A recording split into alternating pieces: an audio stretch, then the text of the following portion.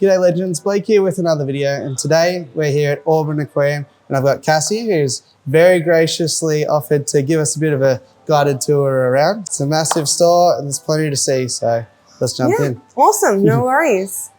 The first thing you see when you come up the stairs is our big 8x4 with our Saratoga Giardini. So these guys are very, very cool. They can only be caught with special regulations. Sustainable harvesting is always important with these big boys. Need to be a certain size, certain time of year, and you can only catch them with fly fishing too, just making sure we're keeping their mouths from getting hooks or anything. We don't want to hurt them as we get them out of the river. So we have 1 or 2 potentially come through once a year. They get much, much bigger than that, so they need a very big tank. Yeah, absolutely. Also in here, you have your Matoro stingrays. Now these guys are from the South American river basins. They're pretty common throughout a lot of the river systems there, but you do also have over here in our other 8x4, some of the black diamond stingrays. Now these guys have a much smaller locale to one of the rivers in Brazil. So they are a little bit scarcer to find. We've got the 5 tiddlers here that were just down at the show on Saturday. So they're still settling back in a little bit. They've had a very big weekend. But yeah, coming through from there, you do have your South American cichlids. So starting with your Oscars, always very popular fish, the puppy dogs of the aquarium world. Yep. We've got some gold severums down here. And all these little babes, you got your blood parrots, your acaras. They were in one of our displays downstairs that came to the expo. So they've just been popped in there for the short term, but they'll be back on display down the front soon. We've probably come on a very busy day. Yes. There's 10 pallets of gear that still has to come back in. Yeah, no, we were here quite late last night, early this morning, getting everything resettled. But this is our little South American corner. You have your peacock bass in here, very popular fish. They get quite large as well. And then you have some small varieties as you come through, things like your festivums. The red jewels are actually very cool. They're an African cichlid, not a South American cichlid, but because they live in rivers, they like that slightly softer water. Yeah. So we have them over here with the South Americans just because it's more appropriate for their living conditions. Yeah, behavior-wise. But yeah, you've got your acaras, some convicts. I have the fire mouths in here.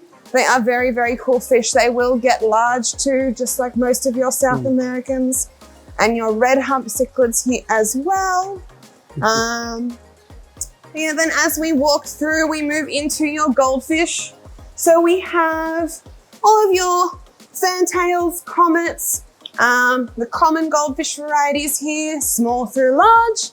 And as you turn around, we do have some fancies on the other wall there. So that's where you're gonna see your ranchus, your arandas, your ayukans.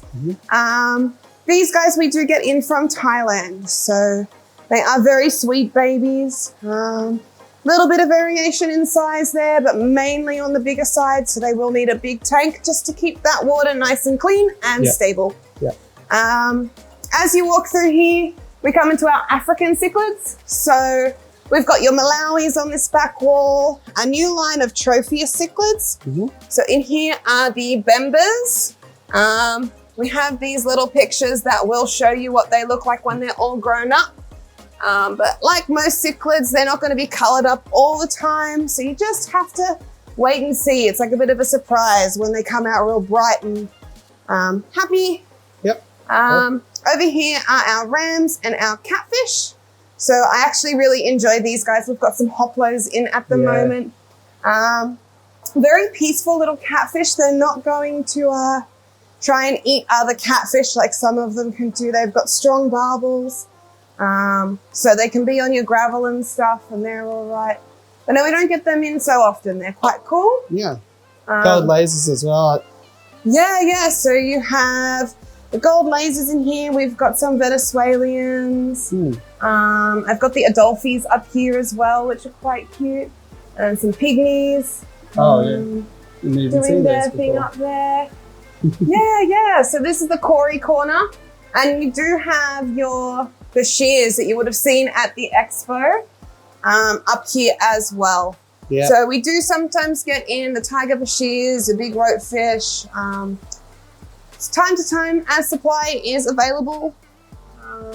Just got to keep an eye out for the cool stuff. Definitely jealous of those. They are illegal in Victoria. Yes, no, you do need a license in some places of the country to keep them. But yeah, here are our discus.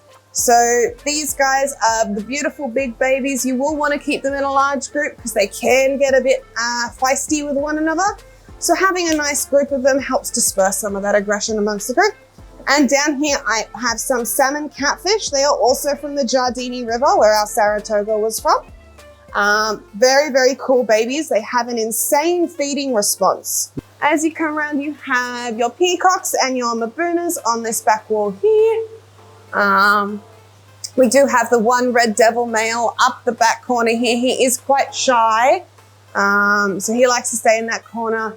He has lost sight in his left eye, so he needs a little bit of TLC. We got to make sure that he sees his food when we pop it in there. Other than that, he's got a good personality, likes to dig all the sand up onto the front of the glass. So, yeah, as you come through, we have our rainbow fish section. So these are Australian natives. They can handle a little bit cooler water. They want a nice mature tank that's got a lot of, a little bit of algae, a good microbiome. They'll feed on the natural microflora and fauna that establishes in a well-mature aquarium. There's a few different species. You've got your Bosmani, your Australis, the Dubulii here are really nice too. And down here, these guys are also very sweet. Now with rainbow fish, they're never gonna color up here like they will in the aquarium at home. So again, we have the little cards. It's just giving you a bit of an idea of what they're gonna look like when they're all grown up. Yeah, as you come around here, this is our little breeding rack where we grow out some of our fry. We have some of the L tigers down here, your L397s. They are in there if they want to come out. Oh, I see one just on the sponge filter back here. There we go. So there they are in the back if you can get a shot of them. Yeah, I've got one there. They are some sweet babies. And then on the back wall here, this is where we have all our cool boys. So you've got your yabbies and your axies all running on this chiller down the bottom. And you swing around to your better fish displays. All of these systems are on auto top-offs from our RODI here. So we actually have RODI on tap. So we're doing a water change right now. It seems I've got no water pressure. But yeah, that makes the process a lot easier for us to manage this many tanks. Just adding the minerals back into the sumps. That's so some beautiful planted displays as well here. Yeah. So this one is Shannon's. It does have a little bit of CO2 in it that gets that really dense growth from the subswasteton. And we have both our boys here on show. We've got Hellboy, the large koi plaquette, and a Crebensis cichlid. And these are two fish that a lot of the time you'll see you can't have together. And this just goes to show that if you have a tank that is well established and has enough retreats and hides, you can have a couple big personalities in a not so big tank living harmoniously. It all comes down to how you've got it set up.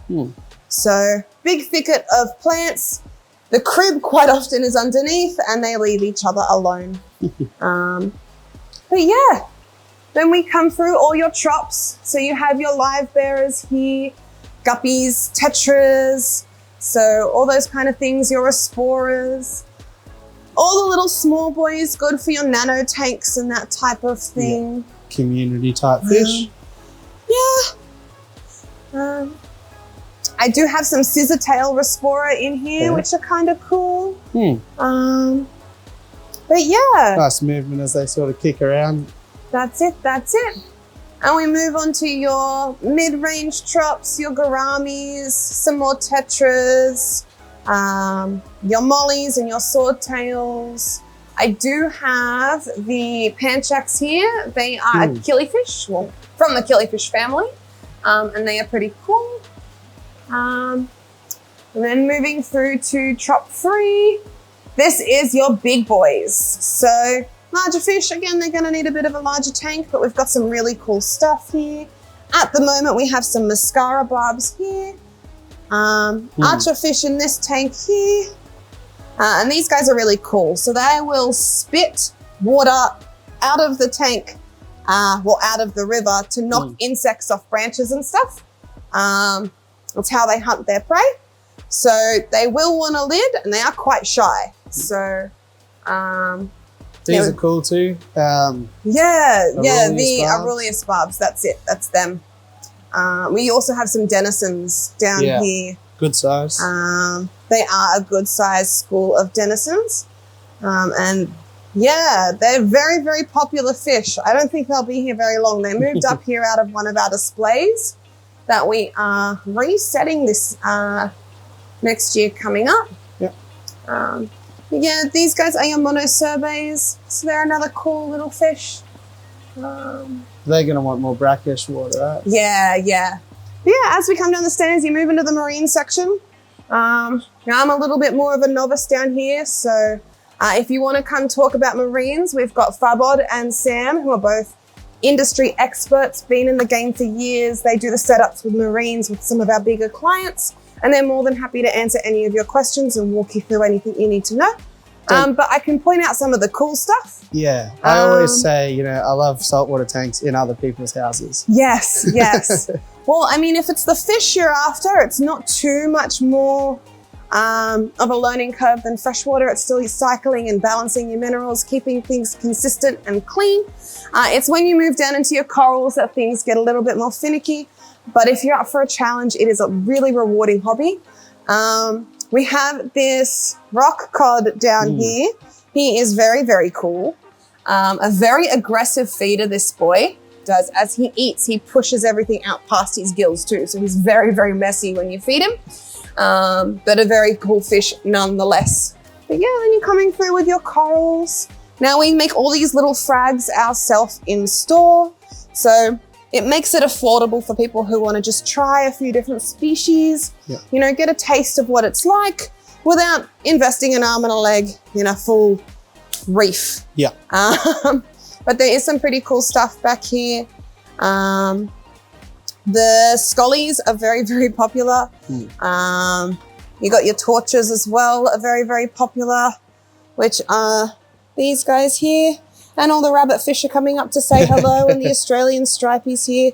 They are a good cleanup crew for the algae. Yeah. And then we move over into your invert section. So then we've got your stroms, some sand sifting starfish for your cleanup crew, urchins, hermit crabs. We've got the lionfish up here. They are obviously not an invert, but they are pretty much determined to only eat live food. So they need a little bit of TLC, and we can't really put them in with any of the other fish. Yeah. So they live over here where we can look after them and keep all the other fish safe from them. And then the piece de resistance of our saltwater section is our epaulet sharks. So we've got these two boys here. They are called epaulet sharks because of these black dots on their shoulders. They look like epaulets. Okay. That's where the common name comes from. But no, these guys are very cool. They're an Australian native. They will come out onto the rocks and stuff to hunt for inverts and shrimp and snails and crabs and all that sort of stuff. And so because they sometimes get caught in rock pools when the tide comes out, they are very tolerant to fluctuations in salinity and temperature. That, along with not getting too monstrous in size, they top out at about a meter, 90 centimeters to a meter, makes them a good option for an aquarium shark. Mind you, they will still need a large tank as an adult. It is manageable in a home aquarium setting. If you want a shark at home, these are the sharks to get. Yeah. We are building our reptile department at the moment. Parks and Wildlife have approved our reptile license. Shannon, one of the boys here, has been working with reptiles for so many years now. He's got his own reptile room at home, but this department is up and coming. We need to have all the infrastructure here, get the turtle tanks ready upstairs, and then Parks and Wildlife will come out, check it all, make sure it's okay before the animals come to stay. So hopefully early next year, if not later in the year, Christmas, New Year's, we'll have the reptiles here. So keep an eye on this space. But as you're moving through, you come out to our nursery. So this was our addition to the store last year. So new department last year, new department this year. The boys are always working very, very hard to keep things fresh and new and keep the ball rolling, so to speak. Yeah. It's a great idea too, because it's getting more and more popular, like putting, of course, going above the rim. Yeah, yeah, for sure. Yeah, and plants, terrestrial plants, unlimited access to CO2. Yeah. So once you've got them in water, they're really good at keeping things clean because they just grow and grow and grow. So they're using a lot of the waste from the fish as fertilizer, and it just helps keep your nitrates down. Takes a lot of the work off your shoulders. Looks good too. Yes, it looks amazing on big monstera leaves with the big hearts. But on our back wall here is where all our little terrariums are. Our invert section is just behind us too. Yeah, I'm scared of that. Yeah, you would have seen some of these at the show. We have your bird-eating tarantulas. Now, these guys are quite long-lived. She's just webbed up and hidden herself. Here she is here. You can see her from the side. Yeah. But they live about 15, 20 years, the ladies anyway. You've got your giant millipedes and burrowing cockroaches that you can get out and have a bit of a hold. They're detritivores, so they're not going to hurt you. And then you do have your scorpions too. Shannon will get those ones out for a cuddle. I am not so brave. But we have the rainforests, the deserts, as well as the flinders. So your tropical, your temperate, and your arid. Few different babies there. If that's your niche, we can help you out with that one as well. And then when you're coming out into the nursery. Now this always makes me happy, always makes me smile seeing all the green. Lots of tropical plants out here. We do have some succulents and cacti, but we're more on your alocasias, philodendrons, syngoniums. Coming through, it feels like you're walking in a jungle. You just get immersed in all the plants and it just feels so good to be out here. These are the red secret alocasias. So they've got these big leaves with a lot of texture on them. Yeah. And the boys have hooked up an irrigation system up the top. So these little misters go off every morning and keep everything happy. We come through once a week and do spot watering where it's needed on the succulents and cacti, things that aren't getting watered by the irrigation system. We don't want them getting too wet. But yeah, it takes a lot of the maintenance out of the nursery. Yeah. As you come down the back here, we've got our koi pond. So this was built back in 22 and has been running well. We have the koi's breeding in here. These big boys were a donation from one of our customers. So I'm not entirely sure how old they are, but you can see just how big koi can get. Yeah. So they do need a lot of space, but absolutely beautiful puppy dog fish. But yeah, you've got a few bonsais here. We don't wire them or anything, so you'll need to trim them down and do your artsy form with them, but you got enough to do around the place. Yeah, and I mean, it's about having fun with it. If we've already done it. Yeah, yeah, that's true. Yeah, exactly. And these are just some Sarasa comets. This tank is linked into the pond. Yeah. So the water you're seeing in here is the water that is also in the pond, and it is all filtered by this pump back here. So there's a valve on the back there that allows us to just open it up and the water flushes out down the drain. Yep. So we can do the water changes on the big system. And it's got one of those levers on it that let you twist up all the media inside to get that gunk out. Good one. But yeah. So there you go, guys. That is our tour of Auburn Aquarium. Hope you enjoyed. Thanks so much. And if you liked what you see, get down here and check them out for sure. Yeah.